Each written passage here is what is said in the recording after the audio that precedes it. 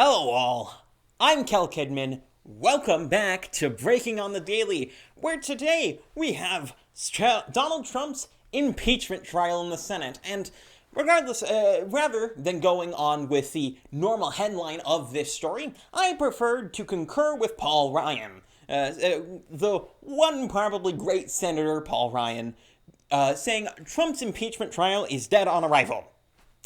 And yet that's about as much as I have to say about it, because this impeachment trial, as many people have pointed out over the past few days and weeks since this whole thing has come up, they pointed out it's completely unconstitutional because Congress doesn't have the right to impeach people who aren't in public office at the moment. They can't just go around to Joe Schmo or any sort of private citizen and say, hey, now you're impeached.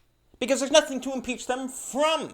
It's just so silly to see all of these sorts of people who clamor about all these sorts of things and have clamored about constitutionality over the past few weeks since people have started to even deign to question the election results, suddenly turn around and say, Constitution's Constitution.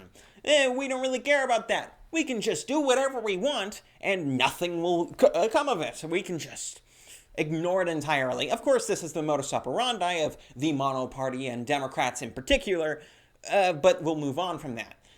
Because even with all of the impeachment hubbub going about, it really is dead on arrival, as Paul Ryan said. Or not Paul Ryan, sorry, Rand Paul. I get those two names mixed up on occasion. It is one of my great shames.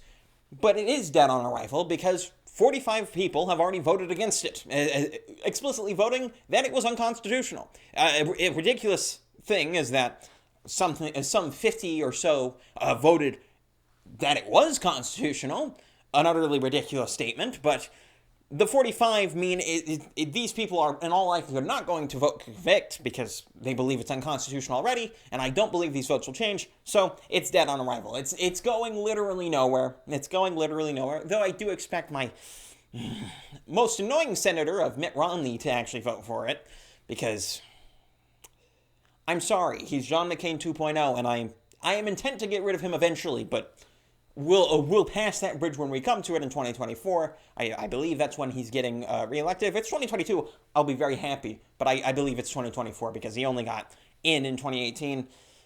I didn't vote for the man, by the way. I wasn't even old enough to vote by that point, so it doesn't really matter.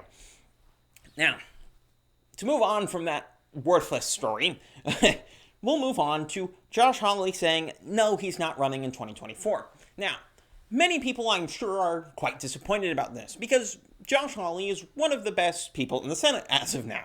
Of course, this could change over the next 4 years. You never really know. Opinions of these sorts of people change as you see more evidence of their actions.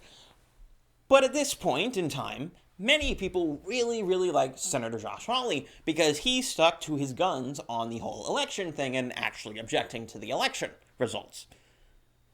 And I can see the frustration here. I can see why it would be frustrating to see someone who is that, who is younger than, say Donald Trump or whatnot, especially for people who do not want Donald Trump to be running at 78.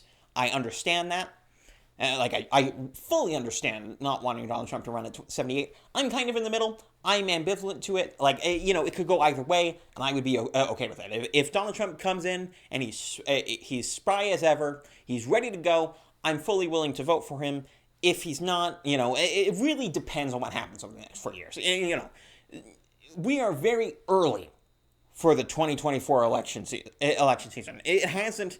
The 2020 election season only ended a little less than a month ago, if you count all of the nonsense that was happening afterwards and, in the interim and all that sort of stuff. It was just a mess.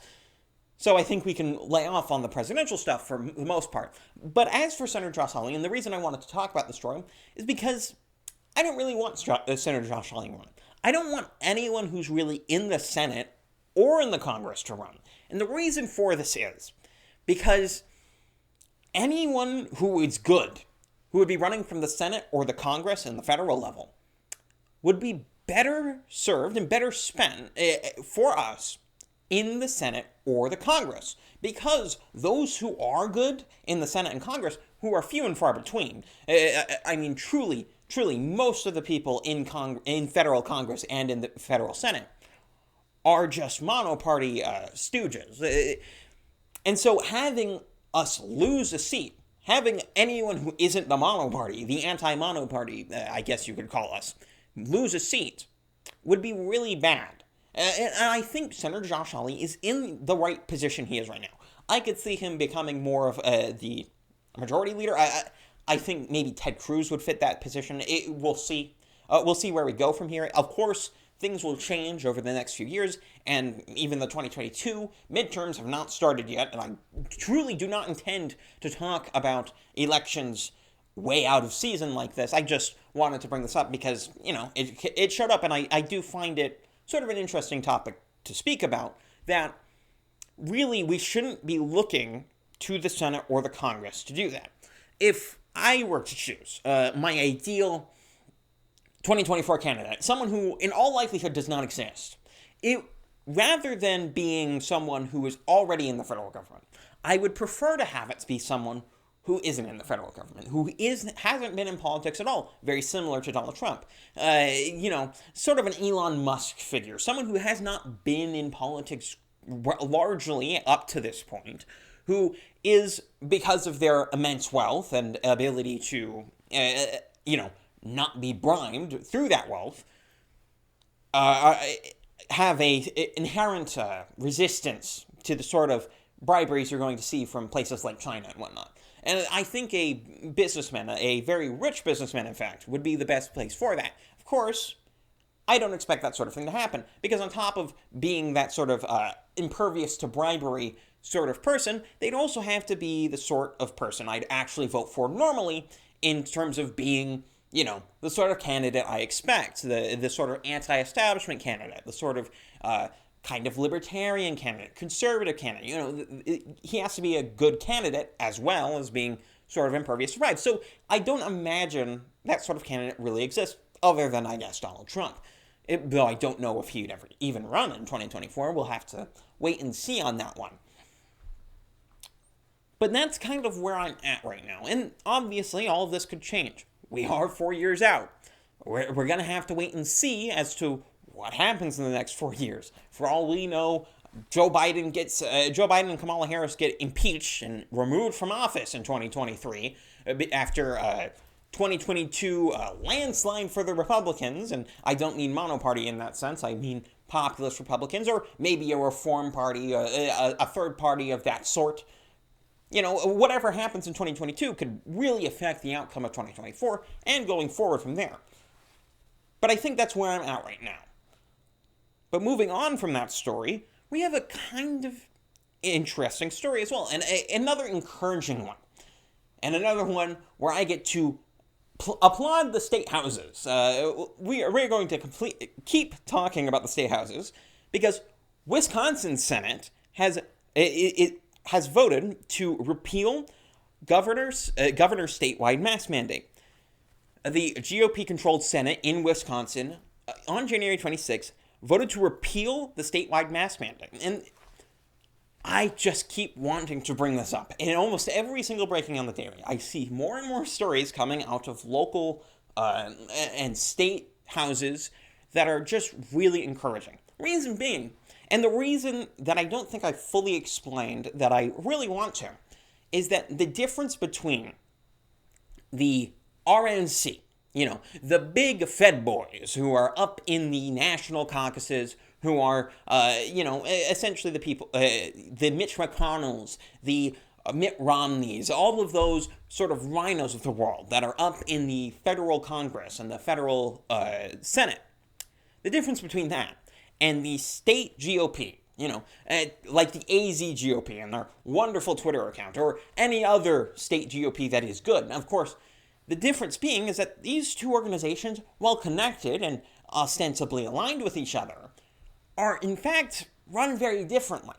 The AZ GOP is run by Kelly Ward, someone who is not a monoparty person, and not someone who we really want to get rid of at all. Not a rhino, essentially. Whereas the RNC at the national level is run by people like Mitch McConnell, rhinos. And this is not to say that the statewide GOPs are always the greatest organizations possible or aren't filled with rhinos. The AZ GOP just 10 years ago was a good example of a organization completely stuffed with rhinos. When the Jeff Flakes and John McCain's of the world were running the party in that time. And even my Utah GOP is not the greatest party. Not as bad as I would say as the AZ GOP in the height of John McCain, but we're kind of getting there. I'm really worried about my state becoming Arizona too, if you couldn't tell. It freaks me out. It's my waking nightmare to see my party being influenced by John McCain too in Mitt Romney. I am very excited to hopefully have the influence to knock that guy out eventually. But it is important to focus on these state houses and the state GOPs. Because the state GOPs that are salvageable, the state GOPs that are run well, we don't want to run third-party candidates in those states. We don't want to say, okay, we're going to make a Patriot Party, and we're going to go up against the AZ GOP. Because that's not a good idea, because the AZ GOP is a good organization. The AZ GOP is no longer filled with rhinos, not anywhere near to the same extent it was just 10 years ago, or even less, up until around John McCain's death. Really around 2016 is when the trends and the winds started changing. That's why Jeff Flake resigned, and all of that sort of stuff was happening around that time. For the state GOPs that are salvageable, we should just keep the GOP there. There's no reason to go full hog on a third party in every single state. I am, in fact, amenable to having a third party.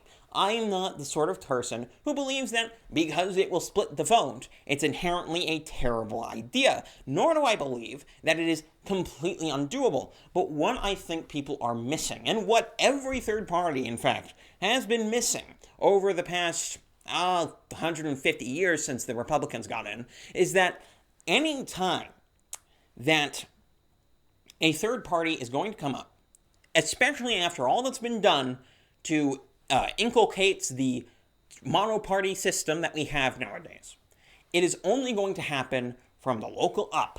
But look at the Libertarians, look at any third party, most of their efforts at least seem to be focused on national elections before they have the statewide base and the states in their corner to actually make that national election credible. The reason it only splits the vote nowadays is because there's no state in the union, barring maybe Alaska with the Libertarians, but even then, that really is a third-party state. If we want to create a third party, and once again, I am amenable to that idea. I actually really want it to happen. We need to start with the states. If anything, you should start with one, unless you have the sort of resources necessary to have a couple.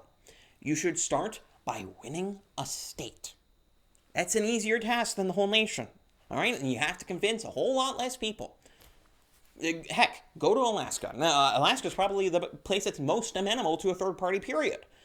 I would quite like to see a third-party state, and then get a third-party congressman from that state. Make the state, rather than a red or blue state, something else. I don't know what color it would be.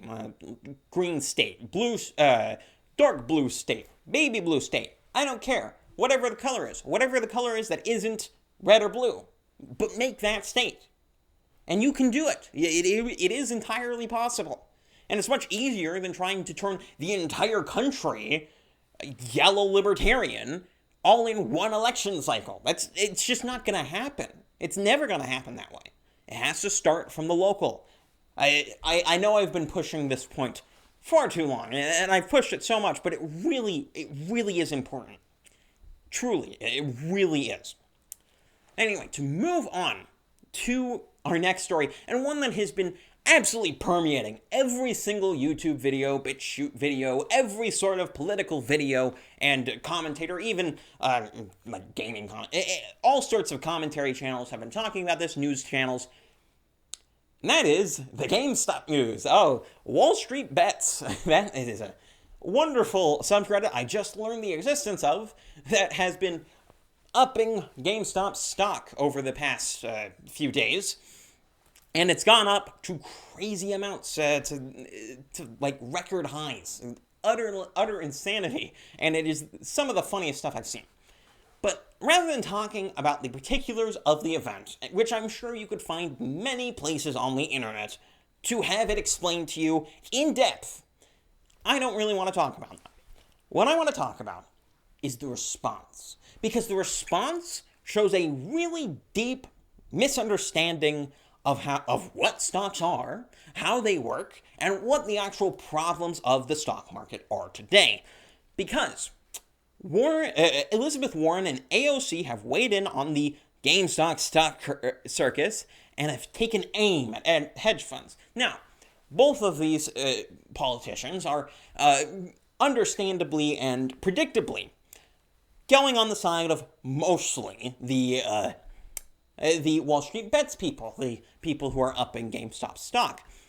But these people do not understand how the stock market works. Because what these people want to do is ban speculative trading.